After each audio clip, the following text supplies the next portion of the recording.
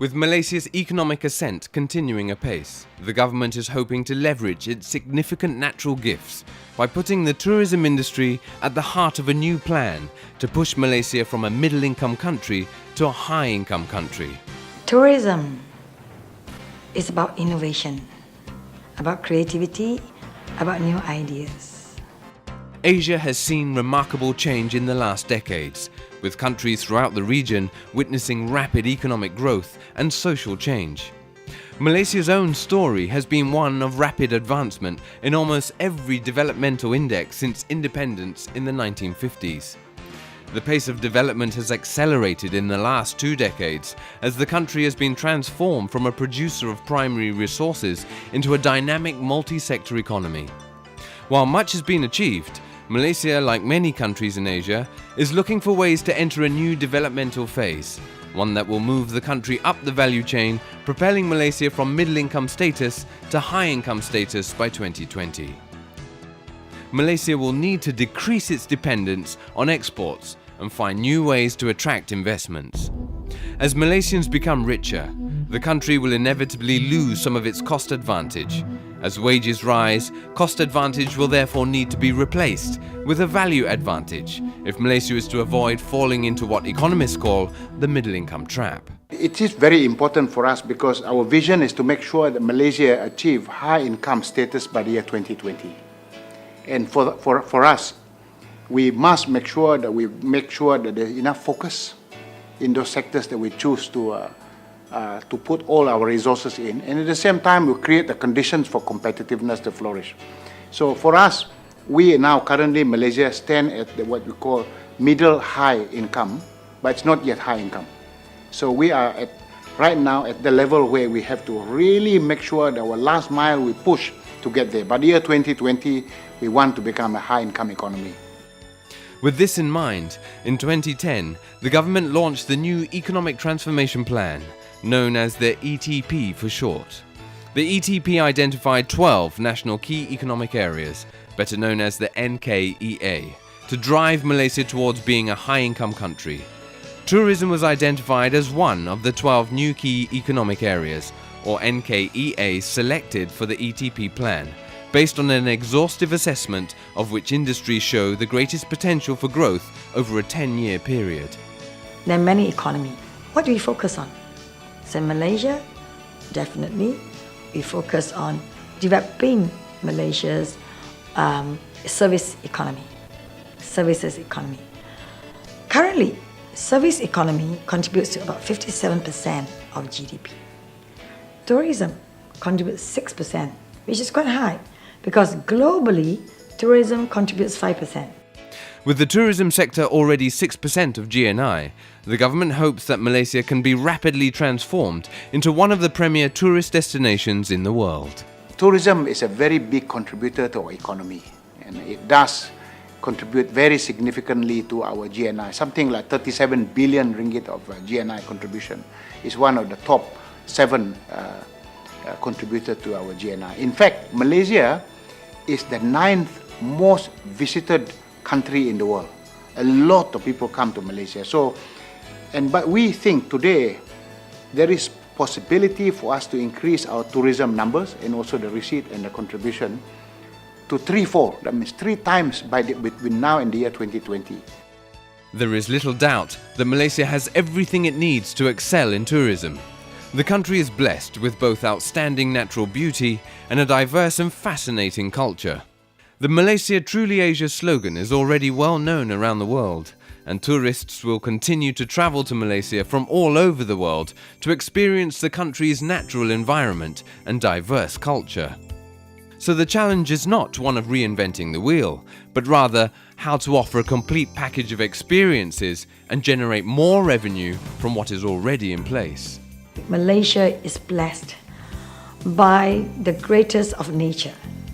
Over 50% of Malaysia is still under forests. And we are also blessed with over 1,000 islands. Many are not inhabited. Beautiful islands, beautiful diving spots, lovely beaches. What we made up with was Malaysia Truly Asia. coping with this influx of different nationalities can present a significant challenge in terms of what different cultures expect from a holiday experience. Knowing your customers is key when it comes to positioning yourself as a premier tourist destination. While the country can rely on a steady stream of tourists from the intermediate region, the net is widening all the time.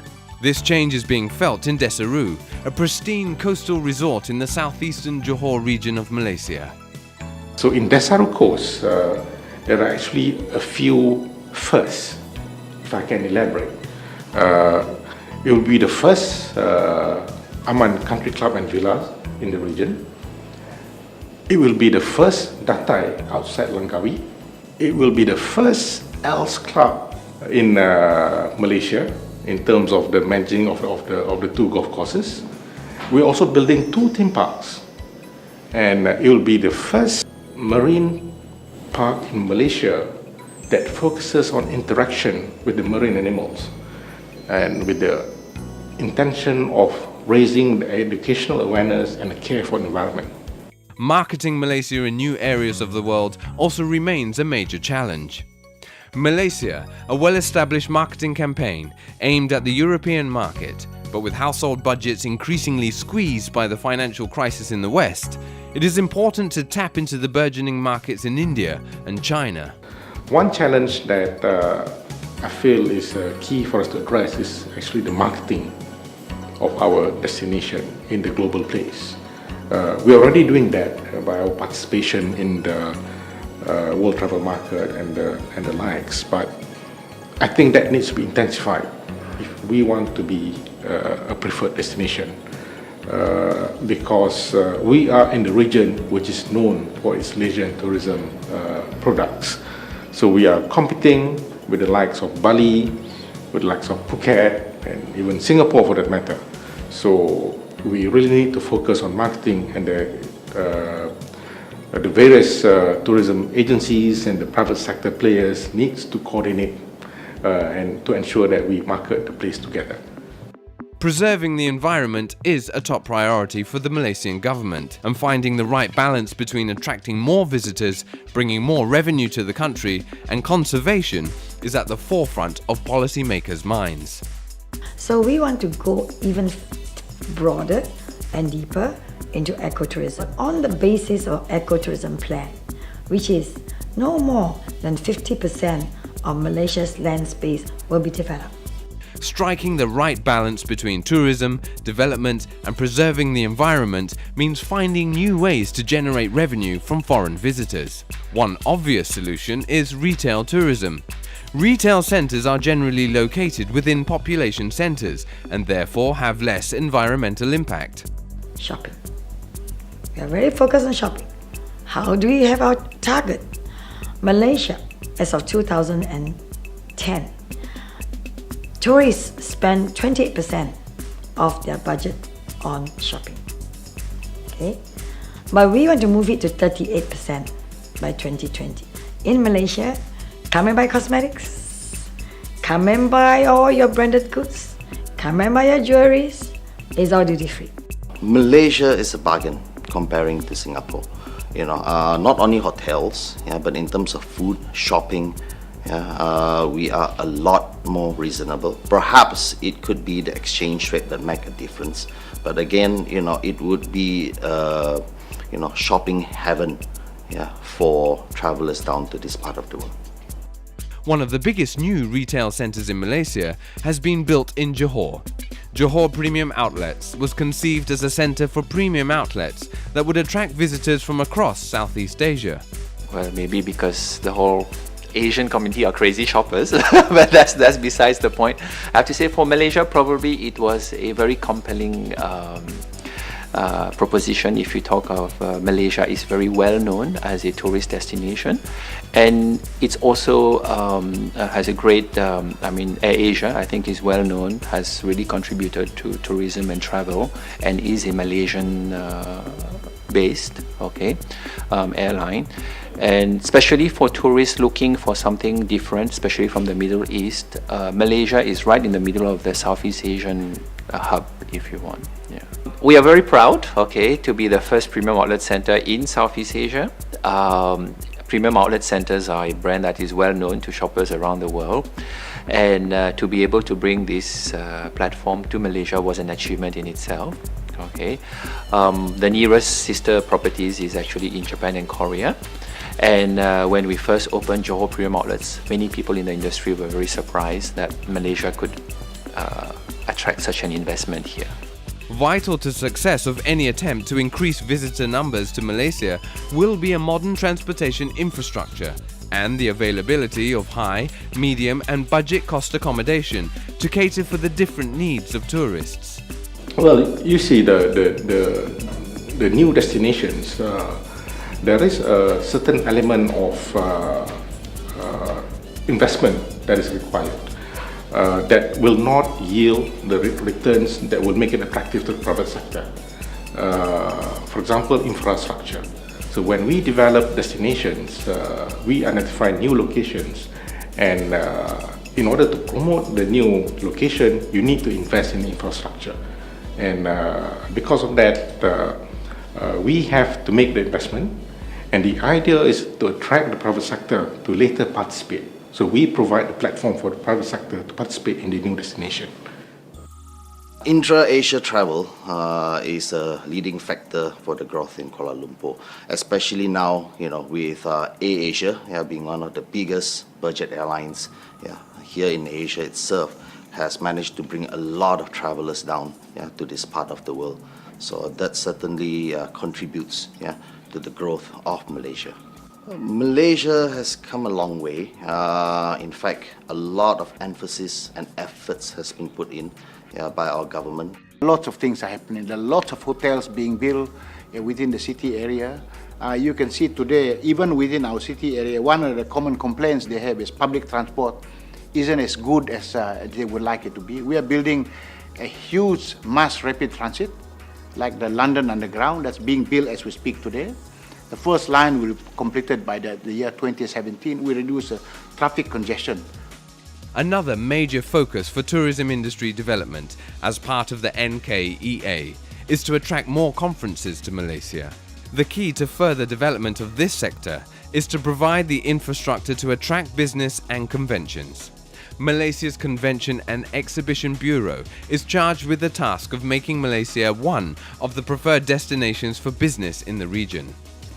We have been given tasks under the economic transformation programs. We're given two entry points programs.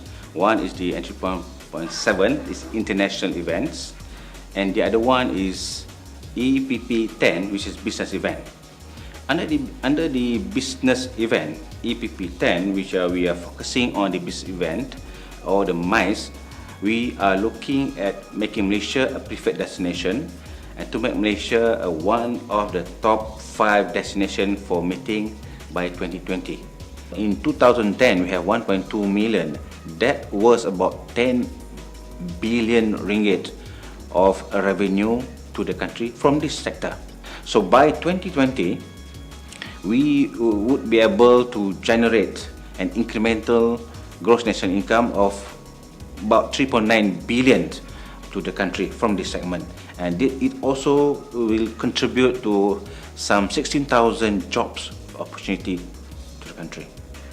It is important to note that though that the percentage of business tourism is small, but the contribution in terms of the revenue for the country is big. Here we are talking about average per delegate spend about 7,418, which is 3 times more than the leisure tourists when they come to Malaysia. So imagine that if one business tourist spend about 7,400, and if the number increase, then see how much we can get in terms of revenue and also economic impacts to the country. The value for money, where they have to pay, I would say, less compared to some other destinations in this region. For example, like if you talk about accommodation, you get 5-star hotel facilities being only pay at 4-star price. You will get a mix, a variety of Asian foods, fruits, in one destination. You will get all those culture of Asia in Malaysia. On top of that, with the state-of-the-art facilities offered by these centers, convention centers, the hotels, they would be able to give you the better services in terms of telecommunication, in terms of services provided. They have the people in the industry as well who are professional in running or manning this event in our country. One of the landmark developments that helped to put Malaysia on the map as far as conventions are concerned has been the Kuala Lumpur Convention Centre. For Malaysia and KL in particular, we are glad that we have the Kuala Lumpur Convention Centre. It was opened in mid-2005. Something which we feel like timely that they built or developed the centre, because without the centre in Kuala Lumpur, quite difficult for us to move and get more events, bigger events to Kuala Lumpur or to Malaysia for that matter. So when they started in 2005, until now, there are a lot of events that's being secured at this place. Looking to build on the success of the Kuala Lumpur Convention Centre, further convention centres are now in the planning, including a new mega convention centre called KL Metropolis. So in 2014, end of 2014, we are looking at new conference center to be built, to be ready in Kuala Lumpur under the whole integrated project called KL Metropolis. This center will accommodate about, will have about 1 million square feet. It's about 90,000 square meters of space. So it is also will help Kuala Lumpur to bring more events should there be any shortage in the future. So we have option that, you know, apart from the old one, quite, but they've been refurbished, the Putra Water Center. And we have in the Putrajaya, we have the Putrajaya International Convention Center, which is also one of the good convention, purpose-built convention center cater for Putrajaya and also work to have the event in that city. While attracting businesses and other international organisations to Malaysia is one battle, keeping them in Malaysia even for a few extra hours can have a multiplying effect both in terms of extra revenue and in terms of spreading the word abroad about what Malaysia has to offer. Under the ETP of Malaysia, I think the government's done a very good job. That's why we have to come up with a lot of innovative products. Example, like Kuala Lumpur City Gallery is one of the new innovative products that can attract more tourists to see different kind of things in one center. Kuala Lumpur City Gallery is located within the Heritage National Monuments, right? So we are talking about 3,000 to 5,000 tourists a day. So with the Kuala Lumpur City Gallery located in the middle of the heritage building here, the monuments here, so we are hoping to get at least 1,000 to 2,000 tourists a day to visit our center. The quality and diversity of architectures of Kuala Lumpur is totally different with the rest of the city in the world, okay? Because first of all, we have multi-racial cultures, so the blend with the architectures, we have input through all the races, I think it's different. A key component of the Tourism NKEA is the promotion of family-oriented tourism attractions, including theme parks. The construction of several resorts is already well underway. 2012 saw the opening of Asia's first Legoland, a concept that has already proved to be extremely popular with Asian tourists visiting Europe. We need to continue to build upon our family tourism. We need to continue to build that. Theme parks. We need to have more theme parks. We need to have more resorts where people come together.